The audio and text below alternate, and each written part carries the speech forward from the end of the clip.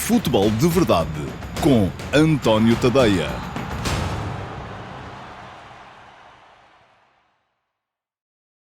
Olá a todos e sejam muito bem-vindos ao Futebol de Verdade Flash para o Karabakh 2, Sporting Clube Braga 3. Um golo de Akundzade ao segundo minuto de compensação do prolongamento impediu o Sporting Clube Braga de levar a discussão da presença nos oitavos de final da Liga Europa, pelo menos até aos penaltis. Esse teria sido o desfecho mais lógico de uma partida em que o Karabakh foi mais forte, até se ver reduzido a 10 homens pela expulsão de Gafar Guliev, mas no qual os minhotos tiveram depois tudo a seu favor, encarando a meia hora de prolongamento com um homem a mais e supremacia na partida.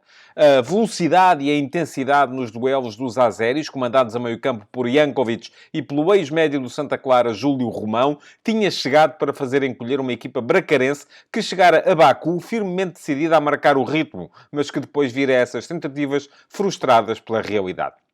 Só que a expulsão mudou tudo. Roger marcou ao minuto 71, Abel Ruiz viu anulado aos 79 o golo que empataria a eliminatória, mas Jaló fez o mesmo aos 83. E de repente o Sporting Clube Braga via-se outra vez no lugar do condutor. A equipa de Artur Jorge nunca esteve em vantagem na eliminatória, mas tinha a seu favor 30 minutos com um homem a mais. Só que também cometeu erros. O afundamento da linha num livre de Jankovic permitiu a Mateus Silva reduzir e deixar ao Karabakh a tarefa de resistir. Não conseguiu, que Banza ganhou e concretizou a 5 minutos do final um penalti que iria levar tudo para o desempate dos 11 metros. Não fosse a sucessão de erros com que o desafio terminou.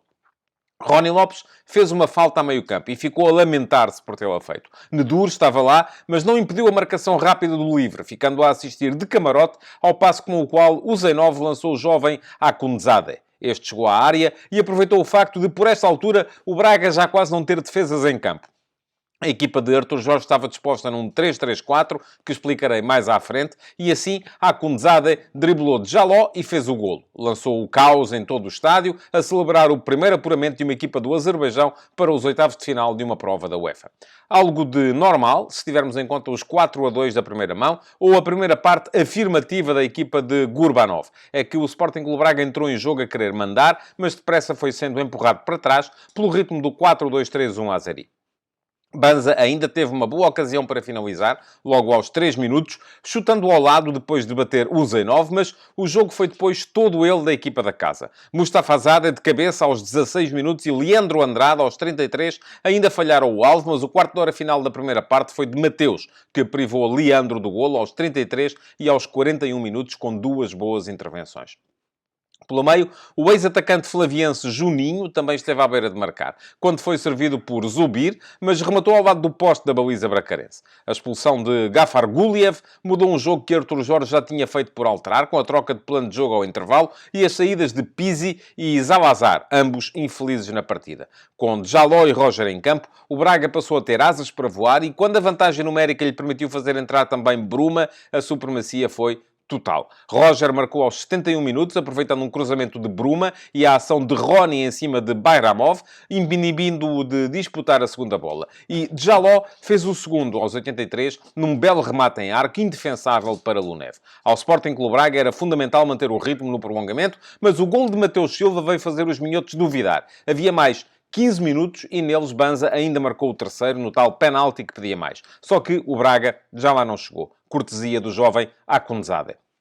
Os portugueses saem assim da eliminatória com a noção de que são melhor equipa, mas que para terem sucesso europeu não podem ligar e desligar como fizeram no final da segunda mão, mas sobretudo no jogo de Braga. Sacar o apuramento em Baku podia até ter sido normal, só que o normal nem sempre se realiza.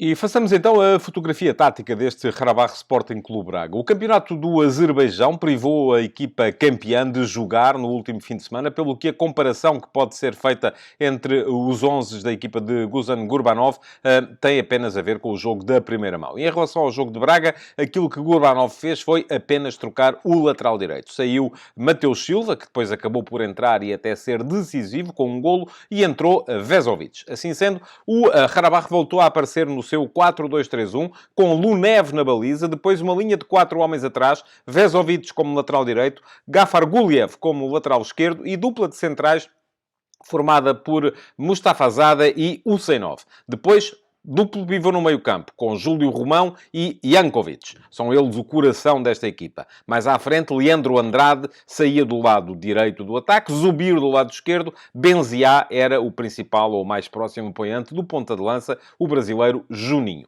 Do outro lado, no Braga, o que fez então Artur Jorge? Fez duas trocas relativamente ao 11 que tinha perdido em casa na primeira mão, com este mesmo Karabakh por 4-2. Trocou Vítor Carvalho por Pizzi, tentando dar uma dimensão mais ofensiva ao meio-campo, e abdicou do extremo de Jaló para fazer entrar o mais jovem Roger, que foi ocupar também uma posição nas alas. Em relação ao 11 do último fim de semana, do jogo contra o Farense, fez também Artur Jorge duas trocas. Trocou o lateral direito, João Mendes, por Vítor Gomes, que assim voltou à titularidade, e trocou o central direito. José Fonte jogou no fim de semana e ontem foi Paulo Oliveira quem apareceu. Assim sendo, o Braga apareceu num sistema até um pouco estranho, uma espécie de 4-4-2, mas com meio campo inclinado para um lado e ataque para o outro. Vou tentar explicar. Mateus foi o guarda-redes, linha de 4 atrás, com Vítor Gomes como lateral direito e Borja lateral esquerdo, e dupla de centrais formada por Paulo Oliveira e Niakate. Depois havia, na prática, 4 médios, mas Roger, que jogava sobre a direita, era mais um extremo, aparecia na linha da frente, mais próximo dos dois avançados. Pizzi, que jogava sobre a esquerda, à partida, quando a equipa tinha bola, vinha para dentro e formava tripla de meio campo com João Moutinho e Zalazar. Portanto, a equipa do Braga defendia em 4-4-2, com Roger, Moutinho, Zalazar e Pizzi, mas tentava atacar em 4-3-3, abrindo Roger mais na frente no ataque, colocando Pizzi como interior esquerdo, Zalazar como interior direito, Moutinho como médio centro e depois pedindo a Abel Ruiz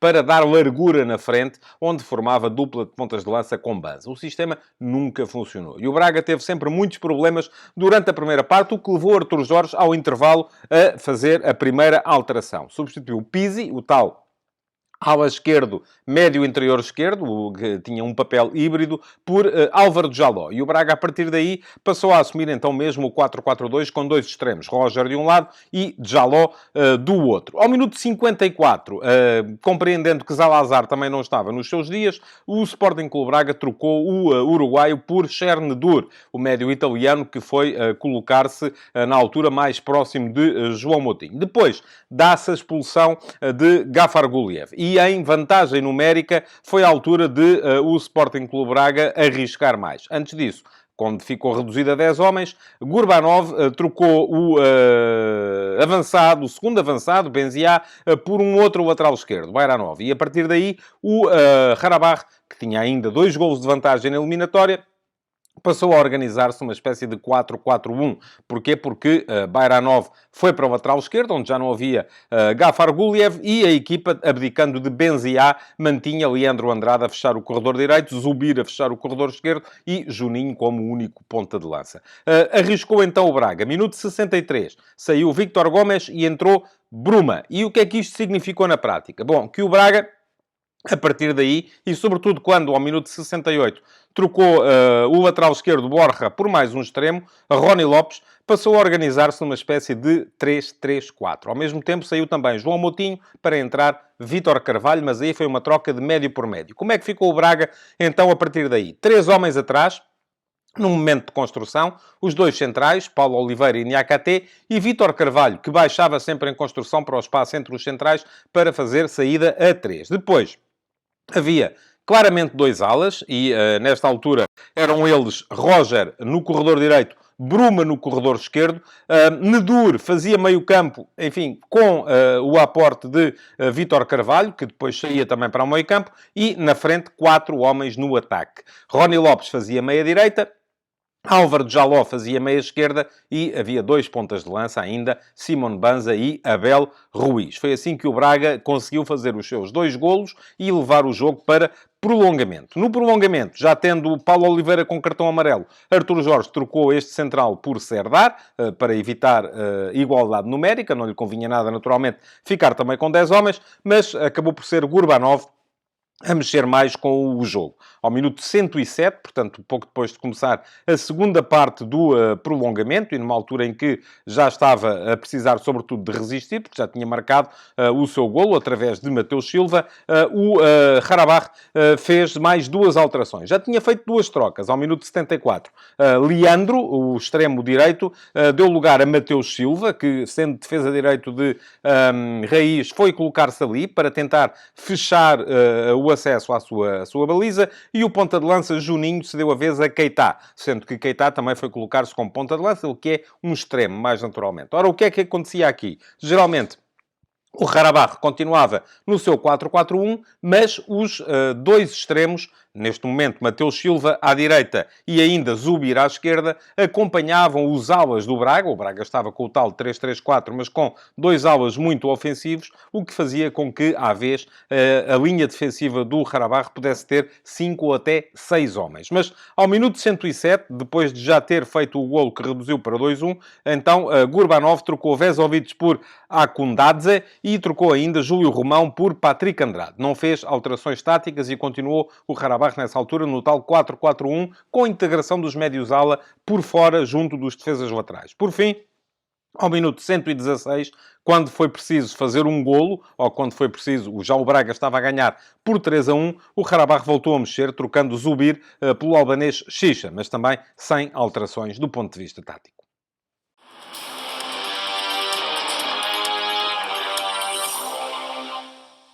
O jogo do Braga foi minimamente estranho, porque não houve grandes exibições e foi muito inconstante. Houve gente bem em alguns períodos, mas mal noutros, e, portanto, o único que manteve o nível durante toda a partida terá sido, inclusive, o guarda-redes Mateus, autor de um punhado de boas defesas que impediu que o Karabakh pudesse sequer até evitar o prolongamento. De resto, houve bons momentos de Roger, como houve bons momentos de Djaló, bons momentos de Bruma, foram eles quase sempre que desequilibraram. Banza não fez um mau jogo também, mas confirma-se a ideia de que este Sporting Clube Braga ataca muito melhor do que defende. Isso é, de facto, um problema. Os heróis do jogo, no entanto, estiveram do outro lado.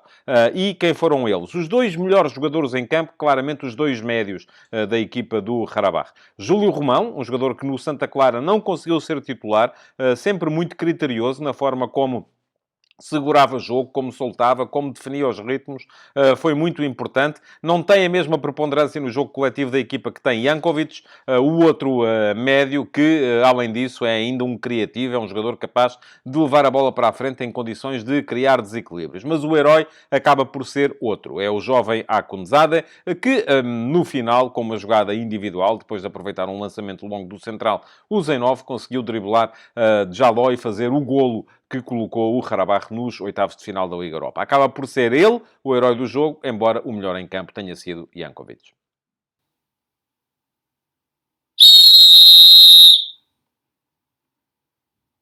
Foi boa e isenta de erros de monta. A arbitragem do búlgaro Georgi Kabakov não cometeu, de facto, erros importantes. A começar pelo aspecto mais relevante da sua atuação, que foi a expulsão do lateral esquerdo do Karabakh, Gafar Guliev. 2 cartões amarelos num curto período de 4 minutos. O primeiro aos 53 por derrubar Roger. O segundo aos 57, outra vez por falta sobre o extremo bracarense. Este segundo cartão até poderia, eventualmente, numa avaliação um pouco mais severa, ter sido vermelho direto. Mas parece-me que a decisão foi boa, mas são 2 amarelos perfeitamente indiscutíveis e, portanto, não foi por aí que Kabakov acabou por borrar a pintura. De resto, decisões limite.